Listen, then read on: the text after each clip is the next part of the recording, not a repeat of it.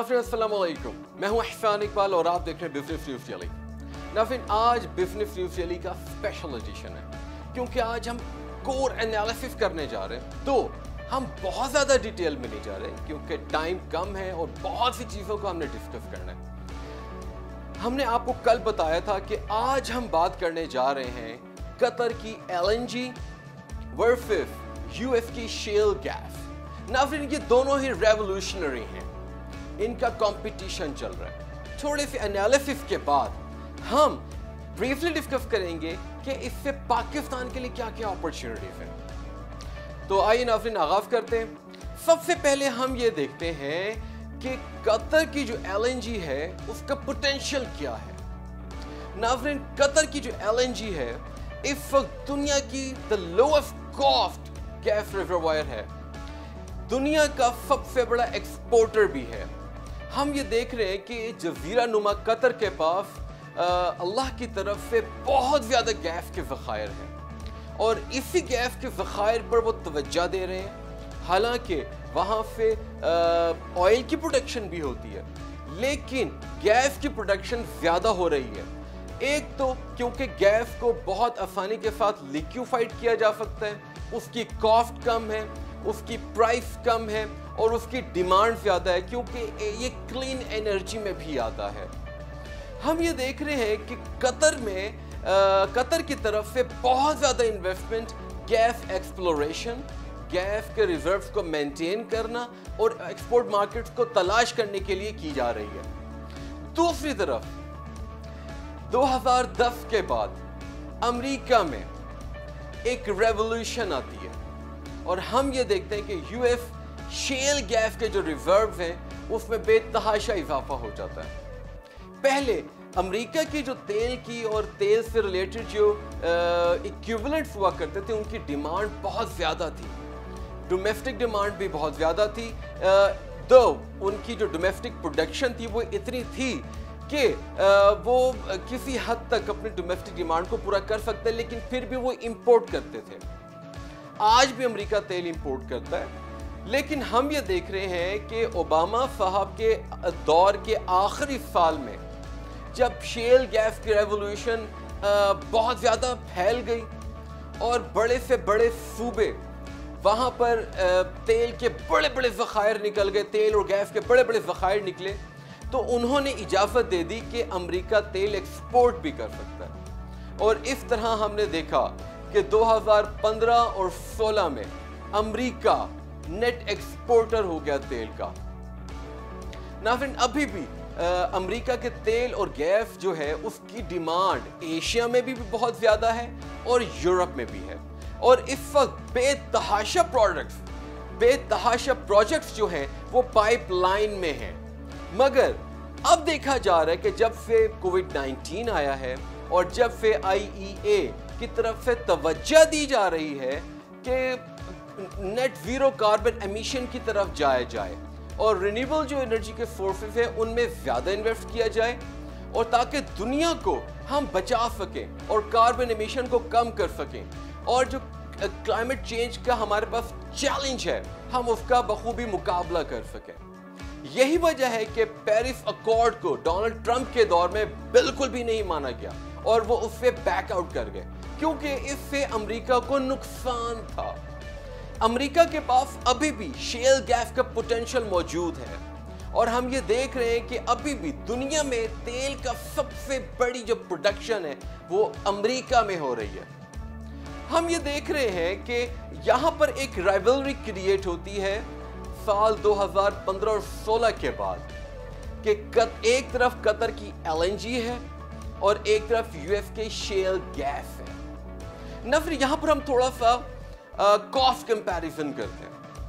Analyst के मुताबिक और बड़े बड़े जो एडवाइजर्स हैं, जो कंसल्टेंट्स हैं, उनके मुताबिक कतर की जो LNG है उसकी जो कॉस्ट है 50 सेंट है, 30 सेंट पर मिलियन ब्रिटिश थर्मल यूनिट, जबकि यूएस शेल गैस जो है उसकी कॉस्ट है तकरीबन $2.5 पर मिलियन ब्रिटिश थर्मल यूनिट। कितना फर्क है, इट्स अ बिग गैप।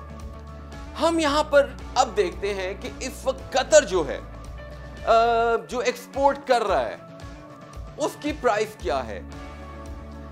इतनी कम कॉस्ट होने के बाद उसकी प्राइस हम एक्सपेक्ट करते हैं कि दुनिया में सबसे कम होगी। जी हां, ऐसा ही है।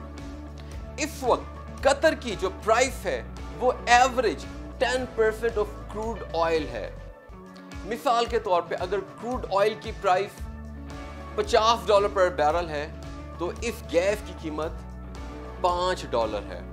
यही वजह है कि अभी पीटीआई की गवर्नमेंट ने जो एलएनजी से मुआहिदा किया है वो हमारे लिए बहुत ही बेहतर साबित हो रहा है, सूदमंद साबित हो रहा है, क्योंकि कतर ने अपनी एक्सपोर्ट मार्केट्स और अपने की अकाउंट्स और अपने लॉन्ग टर्म स्ट्रेटेजिक जो सेल्स डेस्टिनेशंस हैं उनको बचाने की खातिर अपनी प्राइसेस को बहुत कम कर दिया और उसका आगाज उसने पाकिस्तान और चाइना से किया। इस वक्त सबसे सस्ती गैस पाकिस्तान को मिल रही है। चाइना को तकरीबन यही 10% to 10.9% of the crude price मिल रहा है ना। फिर हमें यह देखना है कि यूएस शेल गैस जो है उसकी डिमांड या उसके लॉन्ग टर्म स्ट्रेटेजिक कस्टमर्स कहां हैं। काफी ज्यादा हैं, एशिया में भी हैं, यूरोप में भी हैं। इस वक्त जो प्राइस रेंज चल रही है यूरोप के लिए $6.8 चल रही है, जबकि एशिया के लिए तकरीबन $7.8 चल रही है। ये दोनों प्राइसेस कतर के मुकाबले में बहुत ज्यादा हैं। यही वजह है कि जो एनालिस्ट हैं अभी भी कह रहे हैं कि हम कतर का मुकाबला नहीं कर सकते। यही वजह है कि नई इन्वेस्टमेंट्स ना हमें यूरोप में नजर आ रही हैं, ना हमें एशिया में नजर आ रही हैं, और जो अमेरिका में भी इन्वेस्टमेंट्स नजर आ रही थी वो डिसीजंस भी स्टॉल हो गए हैं। और हो सकता है कि इस साल तो शायद एक भी इन्वेस्टमेंट डिसीजन नजर ना आए ना। फिर यहां पर एक और कंपैरिजन बहुत इंपॉर्टेंट है और वो ये है कि कौन सा मुल्क जो है अपने long term strategic sales destinations को कैप्चर किए हुए है। आपको कतर इसमें जीता हुआ नजर आ रहा है। यही वजह है कि 2019 में जब सऊदी प्रीमियर मोहम्मद बिन सलमान आए थे उन्होंने पाकिस्तान में एक रिफाइनरी लगाने का कहा था और उसके साथ साथ एक पेट्रोकेमिकल प्लांट लगाने का भी कहा था। हमने 2020 के अंदर देखा कि फिजिबिलिटी स्टडी के लिए उनका वफ्द आया। इस साल कोई खबर नहीं है और हमें ये देखना है कि क्या आगे चल के ये प्रोजेक्ट क्या मैच्योर होता है या नहीं होता। मुझे यकीन ज़रूर होगा। उसकी वजह यह है कि कतर का मुकाबला सिर्फ यूएस शेल गैस से नहीं है, उसके आसपास जो पड़ोसी ममालिक है जहां पर तेल और गैस के ज़खायर वाफर मिकदार में मौजूद हैं उनसे भी है। मिसाल के तौर पे सऊदी अरेबिया सबसे बड़ा कंपैटिटर है, वहां पर भी गैस के और तेल के बेतहाशा ज़खायर हैं और यही वजह है कि पाकिस्तान के साथ उन्होंने कमिटमेंट की कि पाकिस्तान को एक साल $3 अरब का तेल उधार पर भी देंगे ताकि पाकिस्तान के साथ लॉन्ग टर्म जो सेल्स कॉन्ट्रैक्ट्स है वो हो सके ना। फिर हमने एलएनजी कतर की एलएनजी को डिस्कस किया, हमने यूएस शेल गैस को थोड़ा ब्रीफली देखा, हमने ये भी देखा कि उनकी जो सेल्स प्राइसेस हैं वो क्या हैं। अब ये देखते हैं कि पाकिस्तान के लिए अपॉर्चुनिटीज क्या हैं। अपॉर्चुनिटीज देखने से पहले हमें यह देखना है कि पाकिस्तान में डोमेस्टिक प्रोडक्शन के हवाले से क्या हो रहा है। हम ये देख रहे हैं कि एक्सप्लोरेशन और प्रोडक्शन की जो कंपनीज हैं उनकी तरफ से कई ज़खायर पिछले 1-2 सालों में दरियाफ्त होते हुए नजर आए हैं, लेकिन ये जो ज़खायर हैं इतने कम टैपर ऑफ हुए हैं कि पाकिस्तान की 100% जो डोमेस्टिक डिमांड है उसको पूरा करने के लिए बहुत नाकाफी है। यही वजह है कि पाकिस्तान इंपोर्ट करता है, तेल भी इंपोर्ट करता है, गैस भी इंपोर्ट करता है ना। फिर हम ये देख रहे हैं कि ये ईएनपी की जो एक्टिविटी है ये पाकिस्तान में ज्यादा होती हुई नजर आ रही है, क्योंकि हुकूमत का फोकस ये है कि हम कई स्ट्रेटेजिक जो टारगेट्स हैं, जो गोल्स हैं, उनको पूरा कर सके। मिसाल के तौर पे अपने फॉरेक्स रिजर्व्स को प्रिजर्व करें। वो कैसे मुमकिन है? अपने इंपोर्ट बिल को कम करके, अपने एक्सपोर्ट पोटेंशियल को इंक्रीज करें। वो कैसे? ज्यादा पावर जनरेशन करके। यहां पर इंपॉर्टेंट क्या है कि हम सिर्फ पावर जनरेट नहीं करते, हमारे लिए जो तेल और गैस के ज़खायर हैं वो डिफेंस कैपेबिलिटी के हवाले से भी बहुत इंपॉर्टेंट है।